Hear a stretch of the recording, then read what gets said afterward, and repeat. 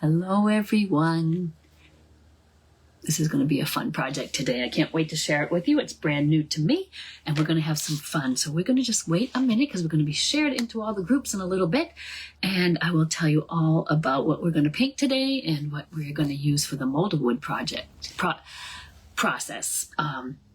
which is very cool. And like I said, brand new to me. So I would love it if you said hello when you pop on, and it's going to be a fun morning. It's already been a fun morning if you haven't caught some of the presenters already. And we have a whole day up until and through the evening with some, a whole variety of creatives using this cool mold a wood project. So, hi, Katie.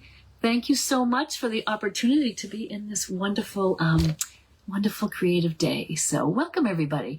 And I've been watching the presenters this morning, and there's been some very cool projects. And you guys have to know, this is brand new to me. And thank you, Katie, for taking a chance, because I've never done any molding. I've wanted to.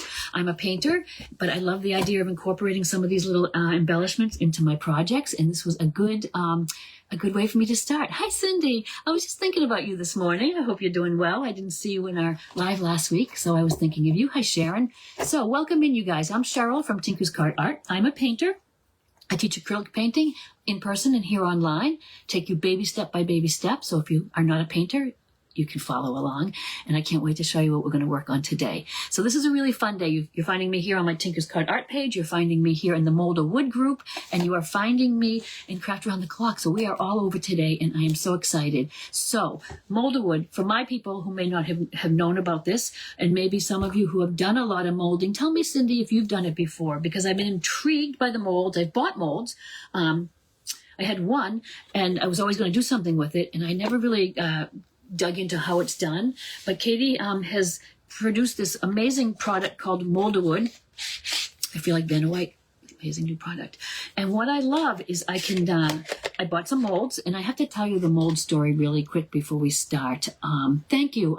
Thanks, Sharon. And hi, everybody coming in. And if there's any questions as we go, you guys just put them in the comments. If I see it, I will answer, but I'll always come back later on.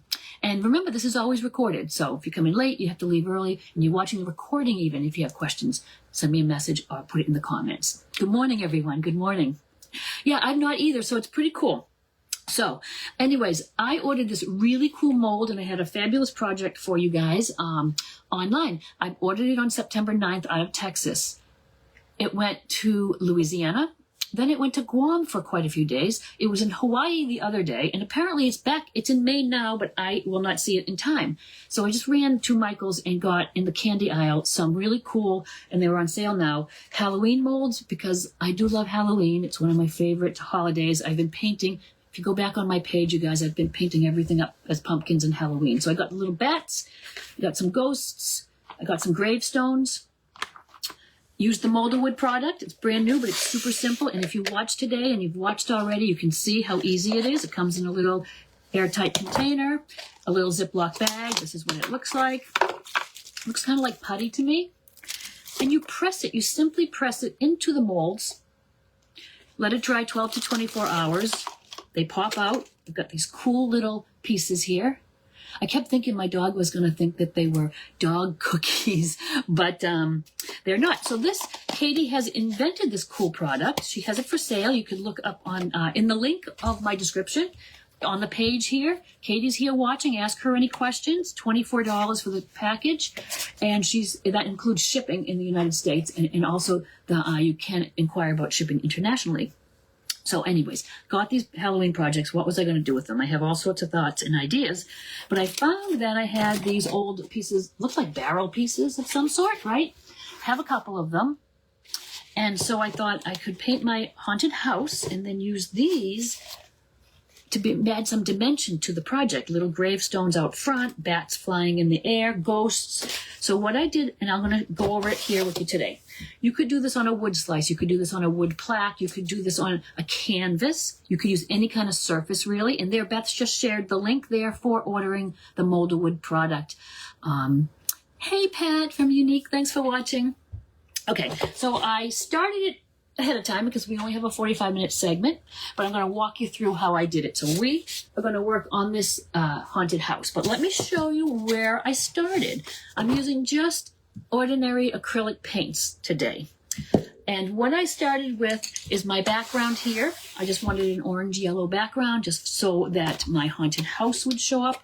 I usually paint the whole thing so that I can paint a black silhouette of a haunted house on there, leaving the windows open, and then you see that glow through the windows. I'm going to do a little quick demo on how I painted the background. Then we're going to jump on over and paint a creepy Halloween tree. And I cannot wait because I tested it on the back of these little pieces and the paint tastes so well to it.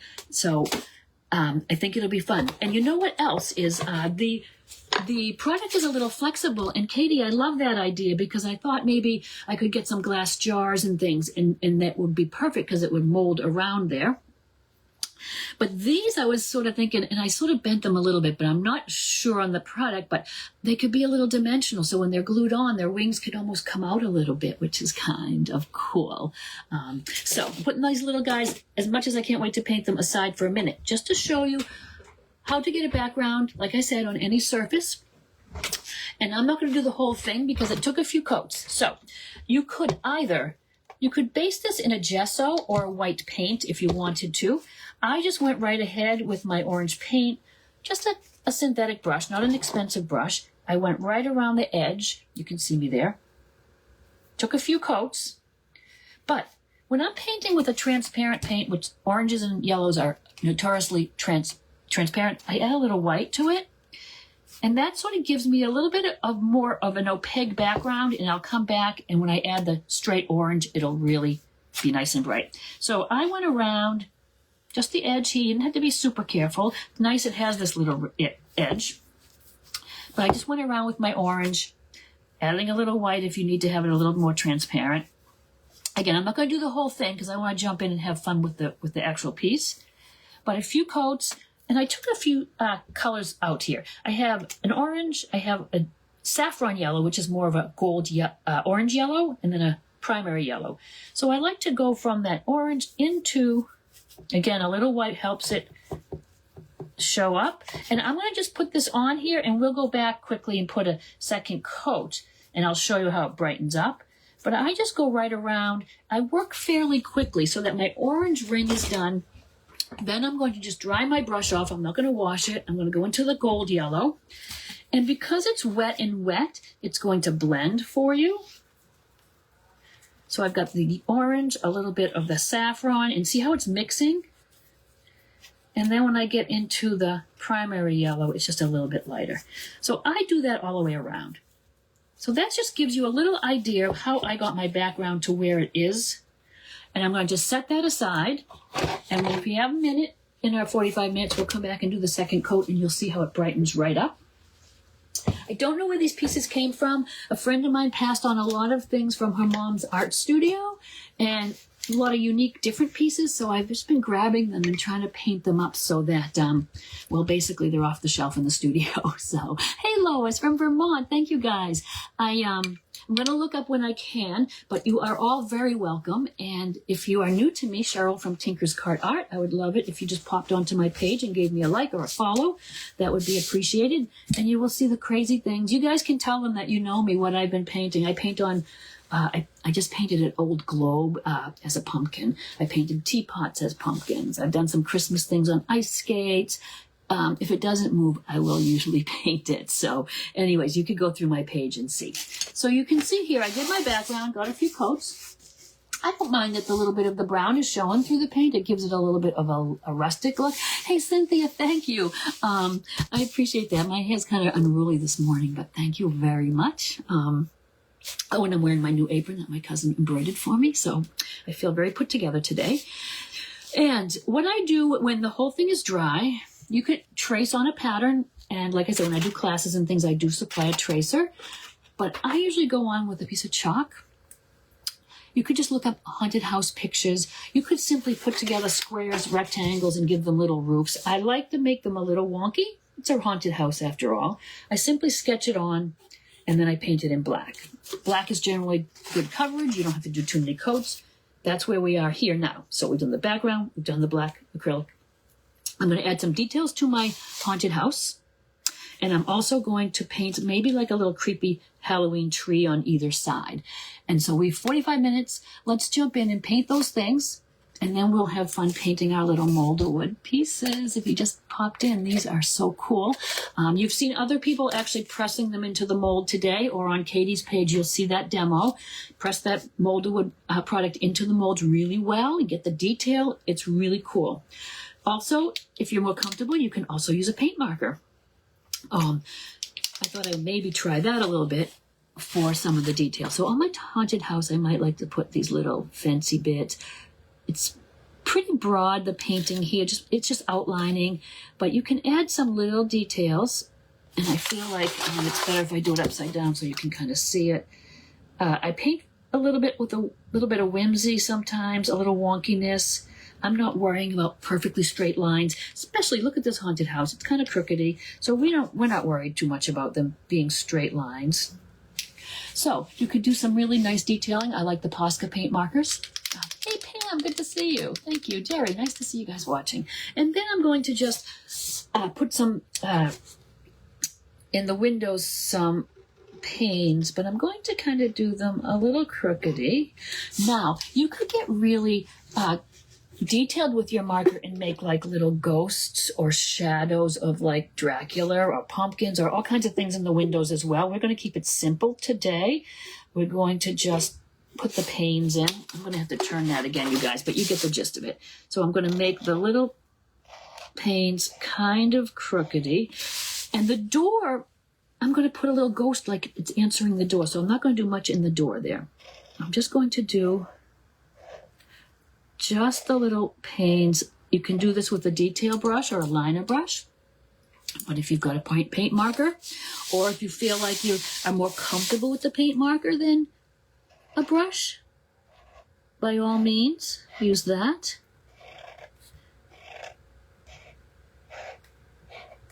You could even do the tree with the marker. The only thing I'll say about using the paint markers is be very careful and sure that your underpainting is perfectly dry.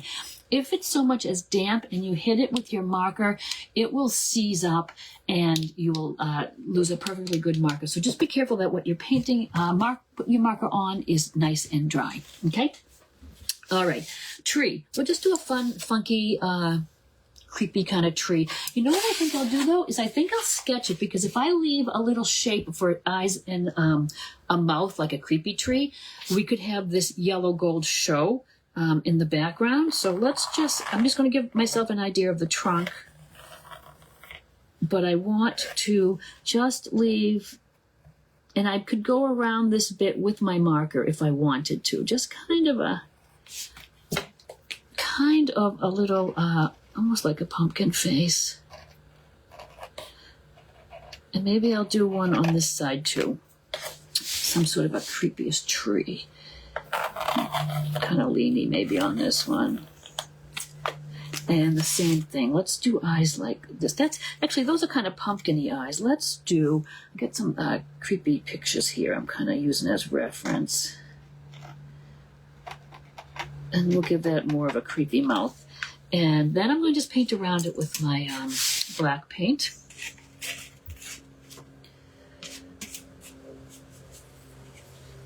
So how's everybody today? You've been watching the creators so far?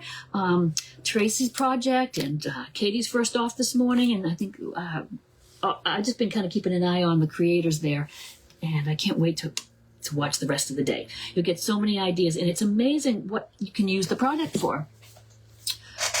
I love the idea, and I'm sorry I don't remember the name of the presenter, but I love the pumpkin with the different strips of the decorative borders, kind of. I've seen that done before, and I never really knew how that worked. I thought maybe you'd have to go buy actual wood strapping or whatever, decorative edging.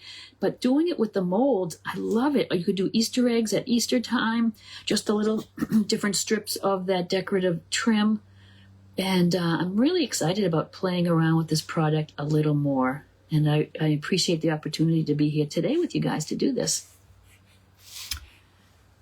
And so you can see I'm just going to paint around the little face. So he has kind of a little bit of a creepy face in the trunk. You don't have to even sketch this whole tree on. You can really just give it a little wiggle, make it kind of funny with the branches. I usually do the little curly cues on the branches. So let me just get the trunk done, and then we will go ahead and have fun with the branches. So as I told you before, I teach painting. I do all kinds of projects. We paint fun seasonal things like this. These are kind of a little bit of a simpler design. Sometimes we do more fine art kind of things. Fun art. We do seasonal. I do landscapes. I do still lifes. I do have a couple of art memberships, and that's all online. If you are interested in learning how to paint, absolute beginners are welcome. I take you seriously from baby step to baby step with a traced pattern to get you going. But then as you expand and you want to develop your artistic side a little more, I give you some instruction on how to develop your own paintings, your own designs, inspiration, that sort of thing. I see some of my members are even here watching, and I'm sorry I haven't looked up and looked at the comments. Yes, that pumpkin. Yes, that was so cool. I can't wait to see all of the images everyone will share, hopefully, of their projects today. And this has gotten me out of my comfort zone a little bit because, like I say, it's a brand new product. I gave it a whirl, and that's how simple it is, you guys. I've never done molding of any sort.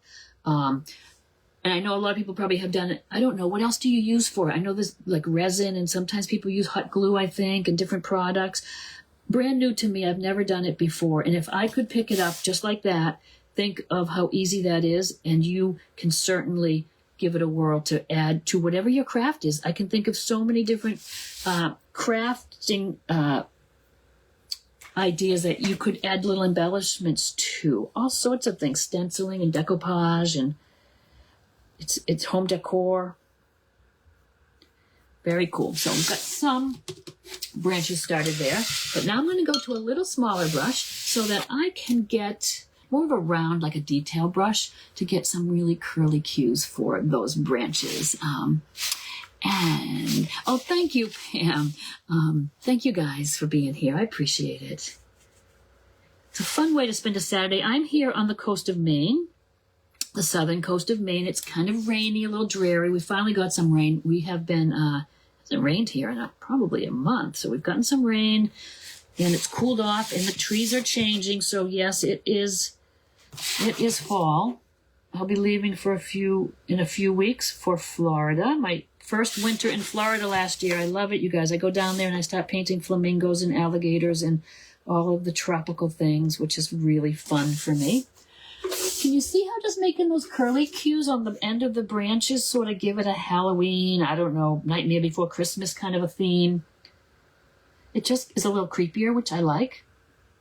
Now, I may go back and do a second coat on this black. I know it probably looks pretty covered there, and it's a little streaky, but I have to say I may just leave it because I like the way it almost forms bark without me even trying. I just did some streaky up and down strokes, and it looks like bark.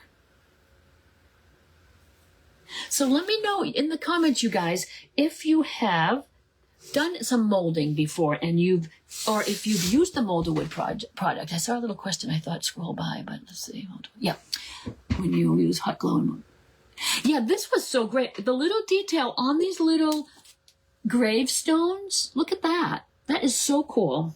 It was so easy.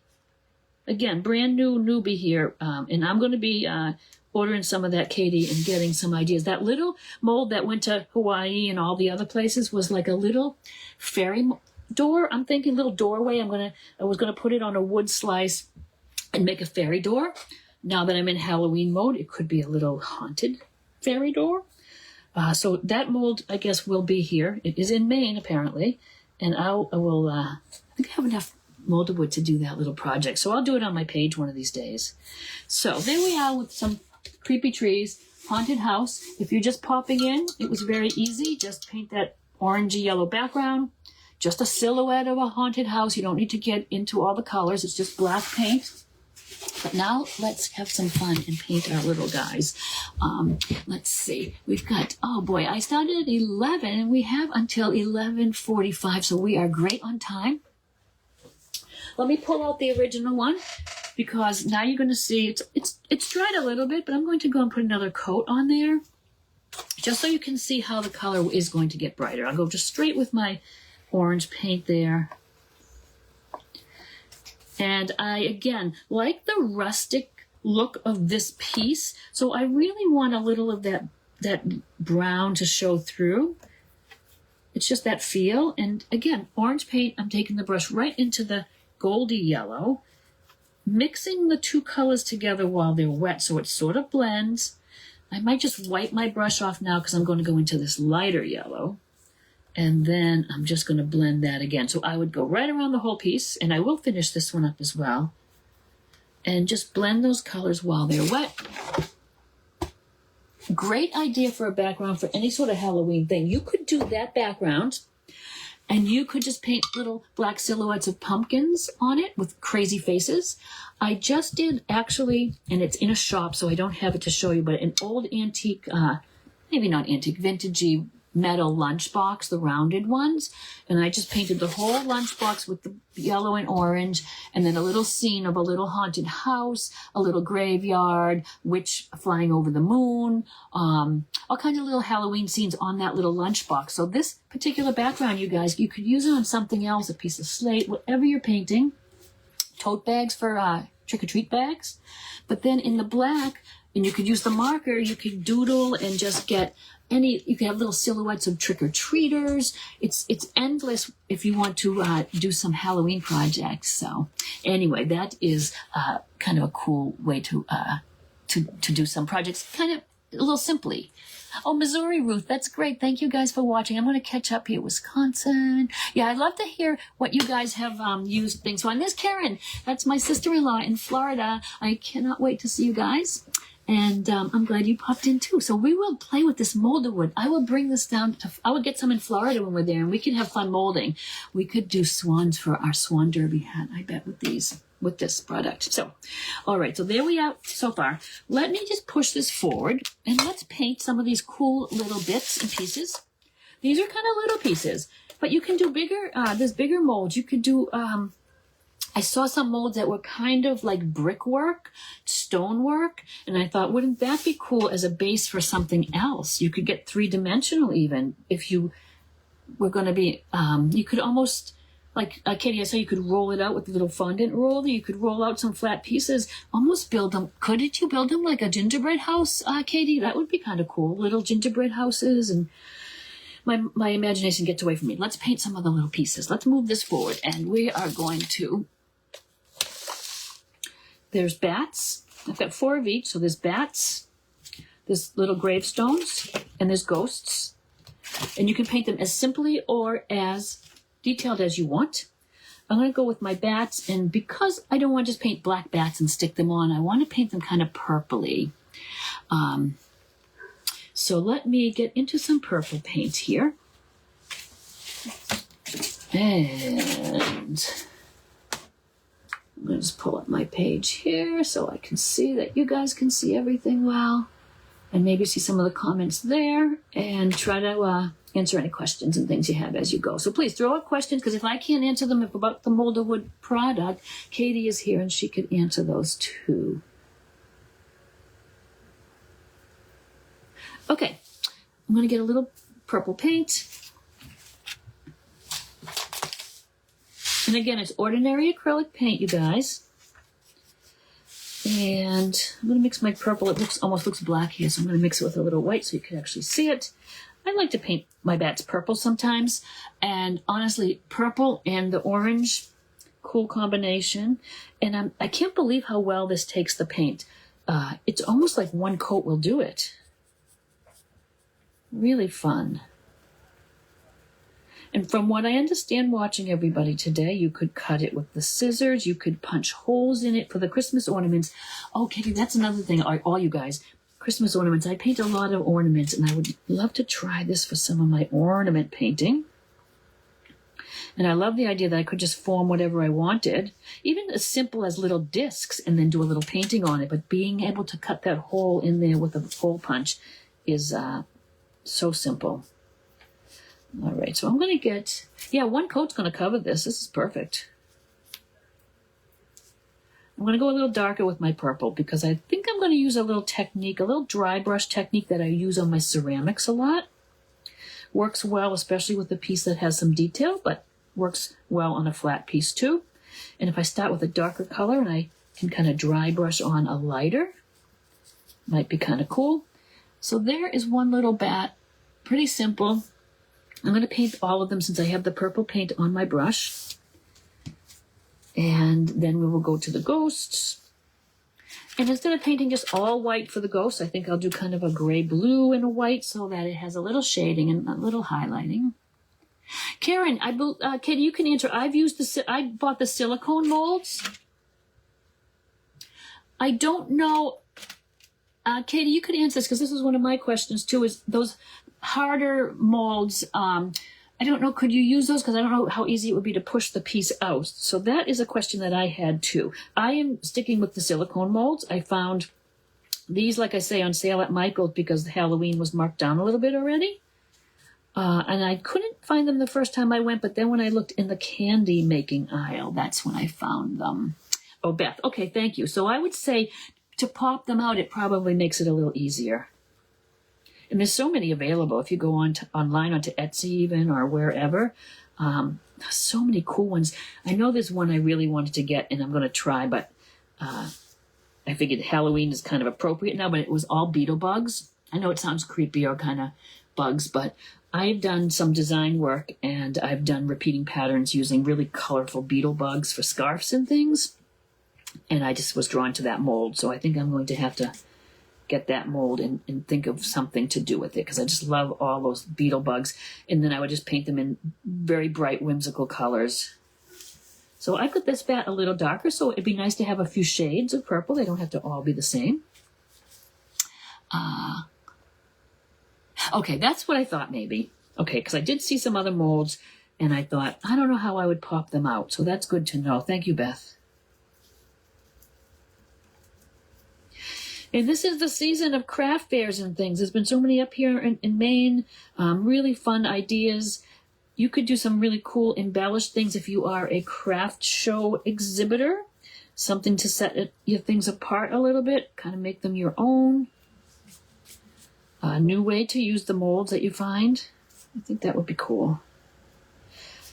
Alrighty, so I love, again, the detail. I'm going to go a little lighter on this one. I do want to change up the look of them. And you know what else I thought would be good? And I don't have it, but I know they make that little kind of a cream, like metallic that you could just with your finger go over a detailed piece and just hit the tippy tops. I think that would be kind of cool if there was like a purple shade or a silver to go on these little bats just to give them a little shimmer. I often thought to pick that up and I always forget for some of my ceramic pieces and pieces that I'm painting that are a little more detailed. But I do invite you to take a look. If you like to paint or see vintage things painted and whatnot, take a look at my page, Tinker's Cart Art. And if you're interested in painting, I'm here to help you. And if you'd like, over on YouTube, I do have a lot of free classes and things you could look at. And like I said, I do have some paid classes and a membership. And there's another little bat there. Alrighty, so 4 little bats done. I'll wash my brush out now. I can't wait to do the little gravestones. Those are going to be fun. But let me do my ghosts next. And like I said, they're going to be white. And after I paint them, I will do the little eyes and mouth. But I'm going to add a little bit of a Payne's Gray, which is kind of a blue-gray. I don't like to paint in a lot of grays. It's kind of dull. So I always use a little blue in my paint, or I will use a Payne's Gray. I may do 2 coats of white on this guy. We'll see. But let me just get some paint on him, and then I'll show you what I mean about the gray paint on there, too. Hey, Lori, my friend, I answered you finally. I wanted to wait till I had a little time to sit down and chat, but let's catch up one of these days, for sure. It's nice to see you popping on this morning. We have a great group here this morning. Thank you all for being here on your Saturday morning. Pam, that's a really nice, it's dioxazine purple. I happen to have it in a Liquitex, but it comes in, DecoArt makes one. It's a really dark purple, but you could get every shade you need out of it. And that's another thought. If you're interested in painting, but you think, oh my goodness, where do I start? I need all that product and all those paints. You don't need all the colors. It's fun. There's a million of them for sale in the craft stores. You don't have to have them all. You could start with your primary colors and mix. You could get all these shades out of that one purple. You could mix that purple with a little red and get more of a pinky purple. So don't be overwhelmed by what you might need to start if you have any little interest in trying painting. You could start with some simple projects, some things for your house, some little canvases to make as gifts. It's really fun. It's really fun. And I think it's good for you. Don't you think creating and crafting and painting is good for your soul? I think it's good for your well-being. It's a little bit like self-care sometimes. Yeah. Hi, Priscilla. Thanks for watching. Heather, look at you guys all here. Thank you so much. Wouldn't it be fun to put these on our piece? I cannot wait. If you want to, on finishing projects and things, sometimes I want to give it a little sheen, or if it's going outdoors, I simply use a brush on acrylic varnish, water base. I use the polycryl from Minwax, which I just find at the hardware store. You could get a satin or you could get a gloss, depending if you want a brighter finish. So you could use that if this was going to hang outdoors. I actually made a ribbon. I didn't know what I was doing out last night. I was trying to decide, and I just found these on my table. And then I'm not a ribbon maker very well, but I kind of created this smushy kind of ribbon. I don't know if I'll end up using it on there somewhere. We'll see, maybe. But I have that handy too. I had to go watch a YouTube on how to make a ribbon, though. All right, so you know what? I'm going to just do a few of these, because looking at the time now, we're at 11:30. I really want to get my gravestones done, and I want to place them on so you can see what we're going to do with them there. And we have until 11:45 when we have a new crafter. So if you guys are on your mobile devices, sometimes you don't see that new crafter pop up right away. So what I would do is just refresh your page, and you will see the next person in a minute or two. So I'm going to paint this little gravestone all black. And then I'm going to kind of dry brush on and I didn't put that gray blue on my ghosties, but I will. Then I'm going to dry brush on a lighter shade so that the detail kind of shows.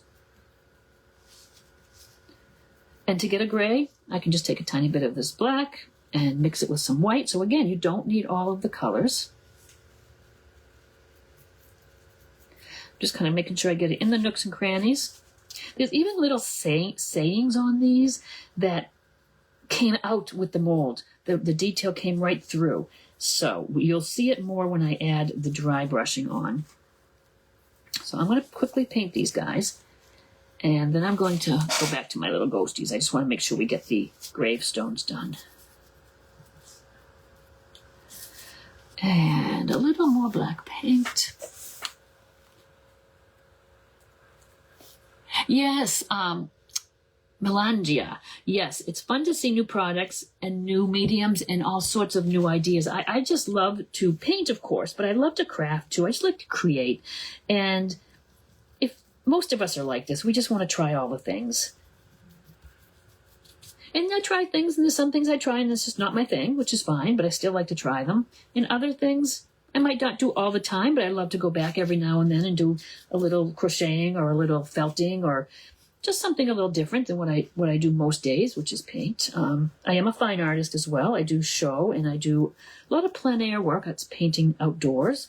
I have a lot of events. I have one coming up this week on Tuesday, where you go out with your canvas, you get it stamped so that they know that you painted it that day, and then you have a number of hours to paint, and then you turn your paintings in, and there's generally a sale or awards or something. It's a great way to get outdoors and do what you love. So I am a big plein air painter, which plein air painting just means painting out in the open air. And so I do a lot. All right, where are we? Okay, let me do my last couple ghosties. Just get some more white on there. And I might hit these with the hairdryer to dry them up a little bit so that I can do my dry brushing. And I want to quickly get the white on here because I'm going to take a little white and a little of that Payne's Gray just to shade them a little bit. As tiny as they are, you can still have some lights and darks. I mean, you certainly could have used them this way, but I think it'll be nice to put a little bit more to them.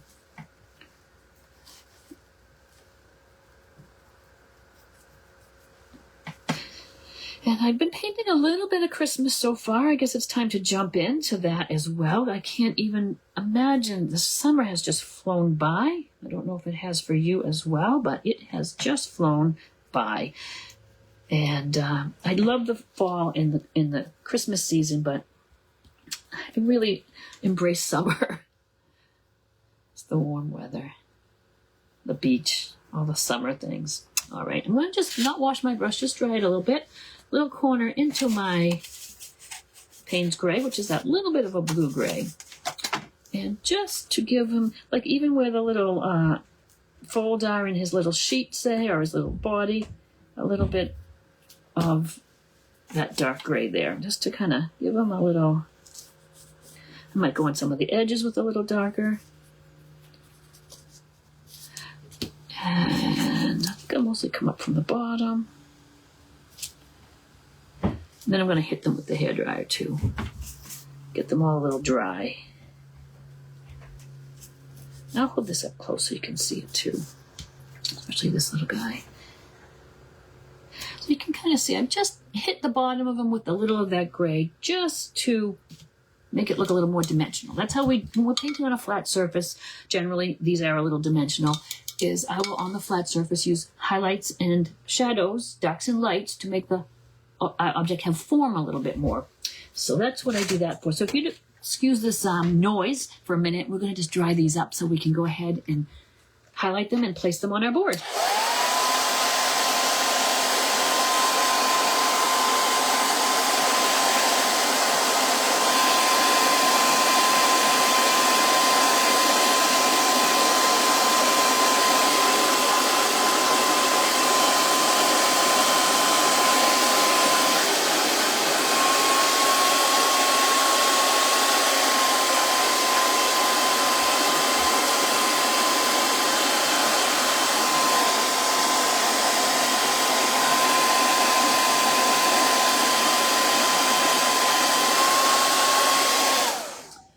Dry up pretty quickly with the hairdryer too, which is kind of cool.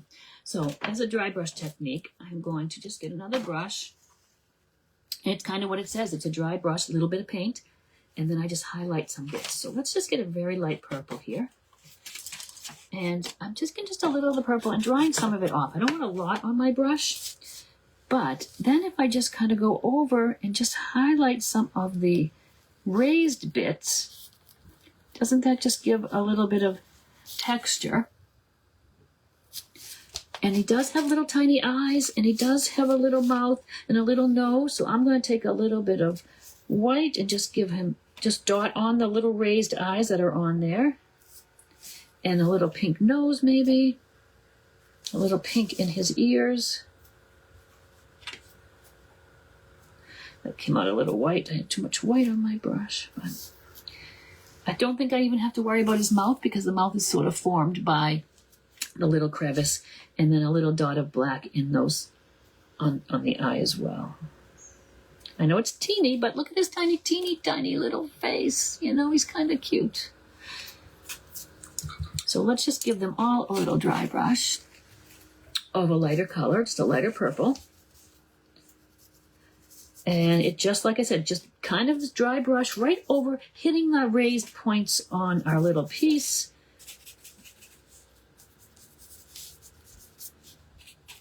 Can you see that? I know it's kind of tiny and kind of far away from you guys, but I'll hold it up. But again, this is how I paint a lot of ceramics. If you're doing any ceramics or resin pieces, especially if they have detail, paint a little bit darker underneath. And then you could use as many coats, varying degrees of lightness as you go, and just highlight the higher bits. And it really is almost looking like stone, so this is going to work really well for our gravestone. So let's go to those. Let's get a little bit of a light gray there, and a little Payne's Gray and a little white. Make sure there's no water in that brush. And I'm just going to highlight. Yeah, look at this. Look at the how it looks like stone, really. It's really cool. It's just starting to look like stone. I've done a gray little highlighting. I might go with a little white to make it even a little lighter in places. So a light gray. And then a little white. This one has a little bat embellished on it. I'm going to just hit the little bat with a little white. And you can actually read the writing. Can you see that? Ignore the screams, it says. So you can actually, that's how detailed these little, this wood will pick up on these tiny little molds. It's amazing, actually. These are a little wet still, so I'm taking more just white and going over them. I can't read this one. Actually, it says, oh, it says dye. Anyway, and then, like I said, the pink might sink in a little bit, and it might not be as bright, so I can always go back and give it a little more highlight in some of them. See how much that gives a little bit more brightness to it. You can see how it's just hitting the pieces that are raised. And my little ghosts need eyes and a mouth. And then we're going to see how we're going to place them on there in our whole 5 minutes. We have 5 minutes left. Thanks, Tracy. They're so fun. Did someone ask something about the molds? Cool molds, Joni. Yeah, they were, again, candy molds at Michael's. And on sale now because, you know, it's seasonal stuff. So the little mold here, the eyes and the mouth are sort of recessed, which gives it easy for me just to throw my brush in there and just pop the little eyes in. And this little guy has eyes and a mouth. I am loving the mold. I know it, I've said it, but again, it's brand new to me. So to be able to not have done it before and just have it work so well with no, you know what it's like using new products and learning new techniques. Doesn't always go so smoothly. Look at this guy's mouth. How cute is that? And I really am not having to paint too much except put the brush into the little crevice and just fill it in with the paint. And I'm going to quickly give my little bats their faces because I did one, but they need their little white dots for the eye. Then we'll put a little black dot in the middle. I do a little pink nose, and can you believe these guys are probably a couple of inches big, and they've got the detail of features on their noses and eyes. Pink noses, pink inner ears. And better than just a plain old black bat, don't you think? And I love bats. I know people are creeped out by bats sometimes, but I love bats. And just a little black dot for eyes. Ideally, I'd let that white dry, but you know what? I'm going to try to pop it in there. They're funny. I can make them like cross-eyed even, or looking up or down. Okay, so I'm going to show these up close to you because I know they're far away for you guys. But take a look at the detail on these little pieces. Pretty cool. And I think I'm going to just glue them. You know what I'm going to do, you guys? I'm going to place them on there and glue them after because I think I want to put a finish on here first, a little bit of a finish, and then glue my pieces on. Although I could glue them on, I suppose, and then spray it. But let's just see where we're going to put them. And then, because we're going to be done in a few minutes, and I want you all to stick around to see what is coming up next with the Molded Wood product. Okay, so this would be cool because now I can place my little bats flying around. This little ghost will be greeting people out of the haunted house. And the little gravestones can go down below. I love the fact that they are dimensional. Even though it's a little bit of black on black here, you're still going to see them. And our ghosties can be flying like out of the chimney. Let's have that guy out of the chimney. Could be over here. And I'm looking upside down. I sort of spaced them. What do you think, you guys? I will glue them on afterwards. I think I'm going to put a little bit more on there, but there we are.